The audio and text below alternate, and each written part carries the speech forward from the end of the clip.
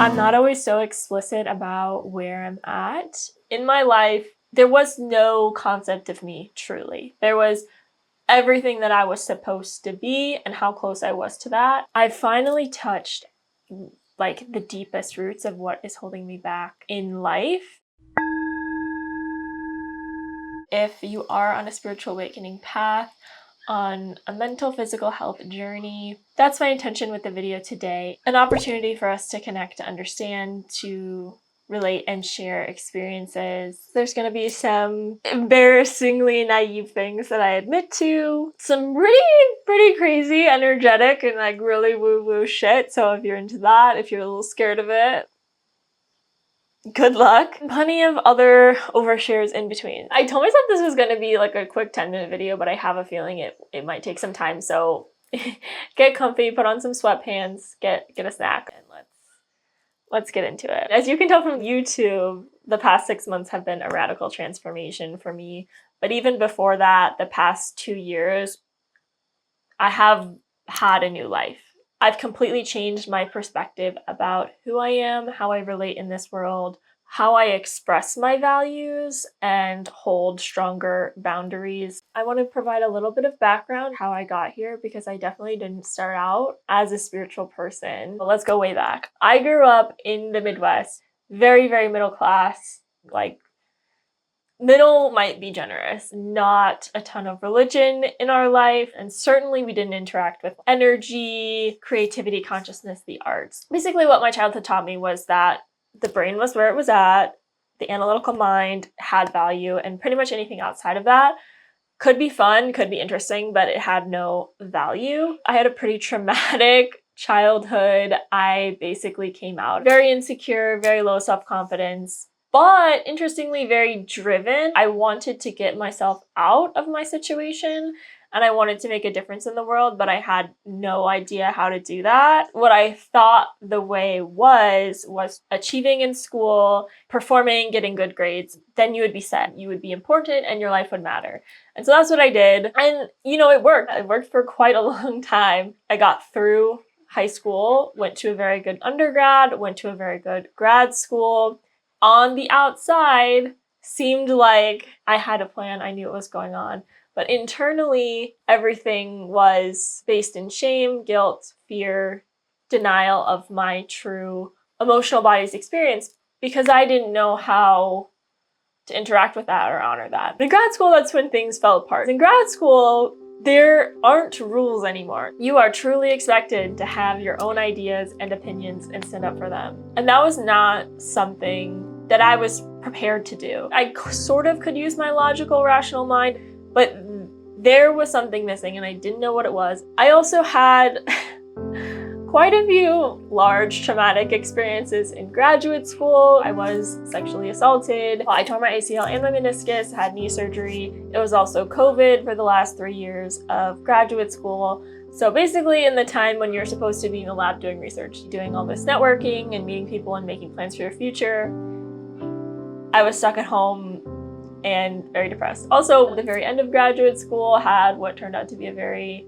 abusive, negative relationship. All of that led me to feeling like a massive failure. Basically, I get spit out of grad school with the lowest point of my life, easily. And I've had some lows, but I thought I didn't know what was gonna happen. And December 2022, I get this urge to go to a yoga teacher training in Costa Rica. My relationship with yoga at the time had been fully a physical practice. Sometimes you would go to the more woo-woo, touchy-feely classes, but it didn't resonate with me. I end up at this very spiritual yoga teacher training. What really did it in that experience was we did this holotropic breathwork ceremony, and that was the first time when I could no longer deny my body, my energy, my experience of emotion, memory, consciousness as this larger thing outside of my mind. Fast forward a few events, March of 2023 through September, I end up in this spiritual awakening course. This is a massive experience, 7 months intensive with the same group of people, this amazing leader who is educating us about all of the principles of energy, consciousness, working with the quantum field of consciousness, manifestation, trauma, projection, our personality patterns, the things that are keeping us stuck, parts work. Like it's a massive experience. Plus there are these weekly healings, so I'm feeling my energy body being opened, being released, being explored. It was very, very intense. Very, very intense. Then in November, I did an ayahuasca and plant medicine retreat in Peru. And that was really the first time I think I touched God, divinity in like a solid, like, how to describe this? In an undeniable way, in a way that was like, okay, we have a relationship now, and I just want to continue to build and explore that. Then basically November 2023 until July 2024, I have devoted myself to my spiritual practices. I'm not dating. I don't really see friends. I don't have much of a social life. This is like my insular cocoon period, which highly recommended. It's been so important to have that time where I was becoming fully me. In my life, there was no concept of me, truly. There was everything that I was supposed to be and how close I was to that, but there was no intrinsic me. But now there is. Woohoo, yay, lucky you. Interestingly enough, when I returned from my plant medicine retreat, that's when I had gotten this new boss that just things did not work out with. And so I'm slowly being pushed out of my job. I mean, everything happens for a reason, right? Like blah, blah, blah, whatever. So just coincidentally, I'm really evolving into my independent sense of me, my trust in the universe, myself as a piece of the universe, while I'm really needing to get out of this job. That ultimately decides my big leap to quit my job with no plan. And since then, I have been traveling the US and now Thailand and Bali. And we are getting to the point we got to figure out something with the money. But that's not important. That's not in the scope. So that's what got us to today. Now let's get into my lived experience of the spiritual awakening process. And remember, 2 years ago, I was living my life. I had learned the rules of society. I had learned how to get what I needed from that. I was a strictly analytical mind, stuck in my head, scientific person. Like there was nothing beyond what was explainable, logical, rule-abiding reality. My spiritual awakening, really all I was looking for was relief from my utter depression and lack of direction or feeling of hope or anything. I really did not intend to become able to predict the future or interact with energy in a predictive way. That was not my intention. So just to say, you may be shocked to the things that start to happen to you. I have started to feel quite psychic. I've always been pretty good at predicting outcomes, but I would never associate that with perception of energy or connection to future states. But I am tapping more into my ability to do divination with tarot, angel numbers, other methods, communing with the divine. I did some readings for others on the mountain, Mount Ranjani. If you haven't seen the video, watch it. And their readings were so distinctly different from what I usually receive in my readings. And that's when I was like, oh, okay, shit, that might be real too. It's really changed the way that I interact with people. Yeah, I always was pretty good at sensing like the vibe of someone. But now I just have such an elaborate context and trust in that, knowing that I'm like, yeah, that person is manipulating me, or they're trying to like bend my consciousness to their desire in this way, or they really are just very innocent. I can actually feel and make all of these judgments.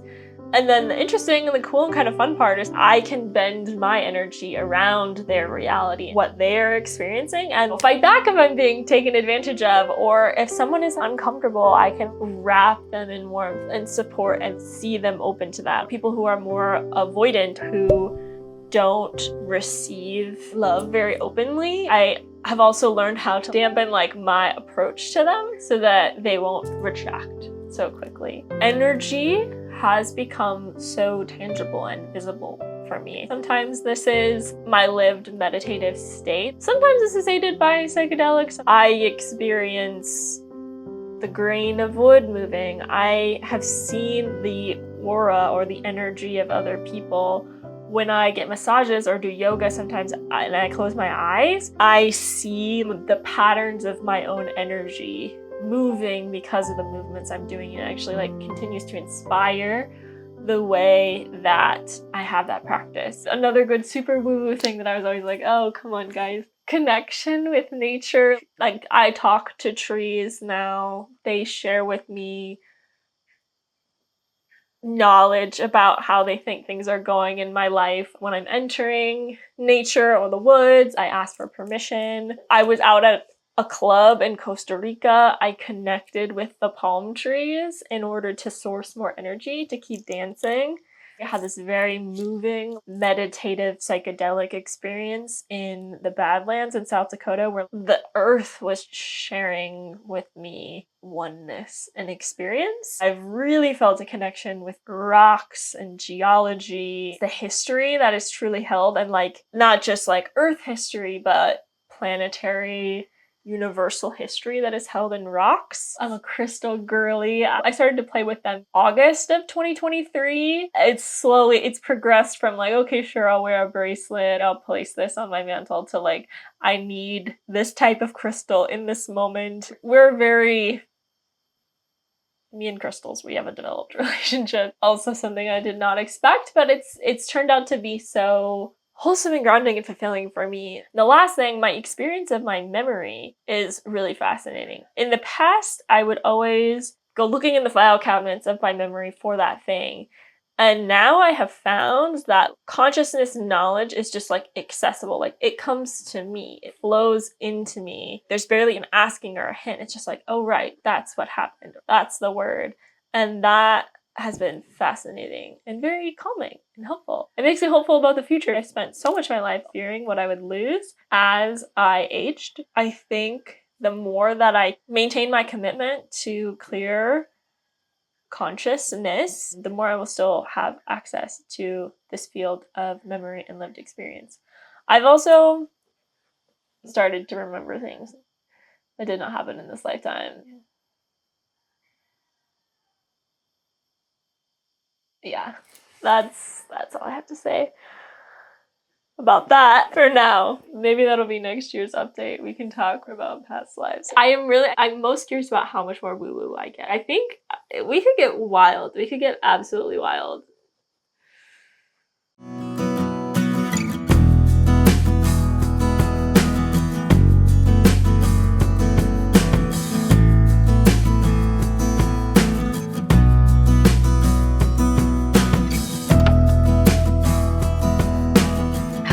How to even start this? My tendency is towards depression. I feel like I've experienced so much pain and trauma. There is so much stacked against me. Okay, we're getting emotional.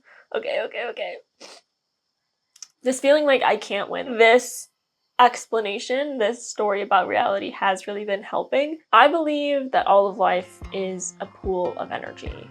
Human beings are fragments of this energy that have slowed down long enough to become physical matter. At our core, we are truly animals. Raw intuition, reaction, perception, do, go. We happen to have this higher consciousness, this greater mental capacity to lead to our grand outcome. I do believe there is some larger driving force, some pull that all of the universe is experiencing. Because we are energy, anything truly is possible. Many things are highly unlikely because our collective beliefs about how energy and reality works, but how we are able to use our minds and our bodies to funnel and manipulate energy determines what is possible in our reality. So many things truly are possible. Picture reality as this giant Plinko board. We are little ideas sampling different possibilities, different opportunities. And we will not know until we get there what is truly going to happen. Meanwhile, our ability to achieve these possibilities is inherently linked to our ability to stay cleansed, clean, pure in our energy and in our interpretation, perception of reality. Intention, personal, spiritual practices. That is the little gust of wind, the little bit of air conditioning that tipped your Plinko bead more towards your desires, your wants. All of the trauma that we hold in our system, all of our lived experience, our judgments, those are all distortions and cloud our ability to interact with this greater energy. While I will reference a God and while I will pray to a God, and I think interacting with divine beings, gods and other figures that have stories, who knows how tangible they've ever been, but I don't fully believe in a grand design or an intelligence. I think there is evolutionary deep time history that is maintained in the field and in ourselves and the parts of the field that we have pulled into ourselves. But I don't think there is a larger orchestration or plan. So I don't really believe in a fate. I think fate is an emergent phenomenon that does occur due to probabilities and the sampling of those probabilities. But I think that we're in a constant evolution. We are just energy trying to understand itself. I do not, for example, believe in evil or wrong. I think there is confusion of energy, massive distortion, projection, deflection of energy, but ultimately it's just trying to understand itself and achieve this larger whole badness in the world. The universe itself did not know what it was doing. It was just sampling another possibility. Sometimes it gets a little out of hand and it certainly would seem evil, but ultimately I don't think that's the case. So for me, there is hope that all energy, all badness could ultimately be deflected back into higher light and goodness if the projection, the illusion, the distortion could be melted away with love. The assembly of us into self, this lifetime here and now, at the time of your birth, this was the best assembly that it understood. The role of the brain and the body is to make judgments on that. All of our thoughts, all of our reactions to stimuli and perceptions is actually us helping the universe understand itself and move towards the outcome, towards the goal. So, for example, if I'm looking for a new job, the universe will funnel ideas for the job through me, and the reactions in my body energetically to the different jobs will inform the universe of the best way to push the outcome. Emotions are our experience of energy in this lifetime. We use our emotions to move ourselves towards our desired realities. If we get stuck in these patterns that allow the energy to move through us in certain ways, we will always stay stuck in the same lives, in the same patterns. Not because we deserve it, not because it's our fate, but because we haven't use the faculty of having consciousness and decisiveness to change the way the energy will flow. I do think, though, there are some ancestral wounds, there are some just patterns that are so stuck in our being that that's when it feels like we don't have free will or the ability to change. And maybe that is true. Like maybe there truly are certain things that we will always live with.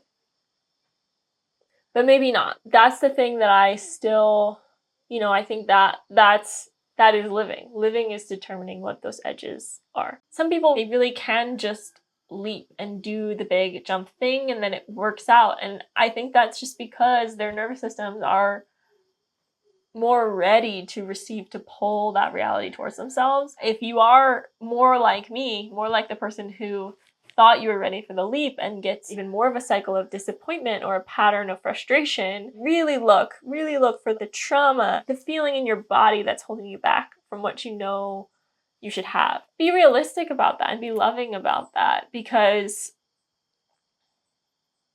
it's not your fault that that is there. It's your fault that you haven't dealt with it. I fully believe in your ability to deal with it and you will do it. But the comparing of yourself to another person, what worked for them, yes, but they have a completely different life history experienced than you. Maybe it was their time with those steps, and it's not your time with those steps yet. Figure out what that other middle ground is for you and still stay inspired and still stay believing. This is quite embarrassing, but you might notice a coincidence between the timeline of my spiritual evolution and the beginning of my YouTube channel. One of my greatest urge, this is what I meant to do, was starting the YouTube channel. I don't think I wanted this in a normal way. Like, I felt like I was being called by God, by the universe, to have a YouTube channel to share my experience of a spiritual awakening. I've basically spent a year and a half banging my head against the wall, expecting that this is what the universe wants me to do, so it's just gonna happen. In the lowest of the lows, when things were just really not taking off, I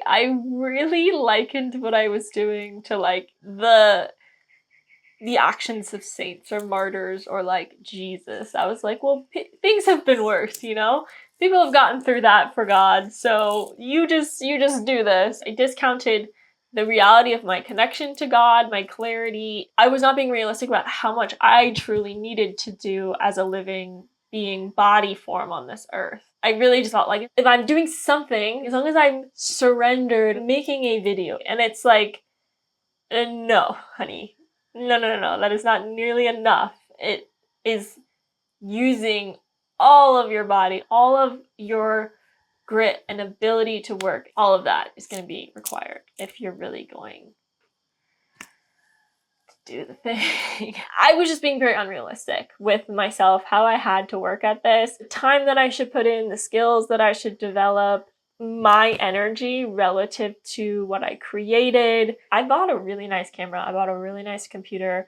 I spent a lot of money on microphones, but like I don't even know how to use them. Like I don't know how to frame a shot still. What really I needed to be doing was the internal work to feel like the creator, to feel the creative inspiration, to see the shot, to see what needed to be done or said, the interaction that needed to happen, the community I wanted to build, the purpose I wanted to have in my work.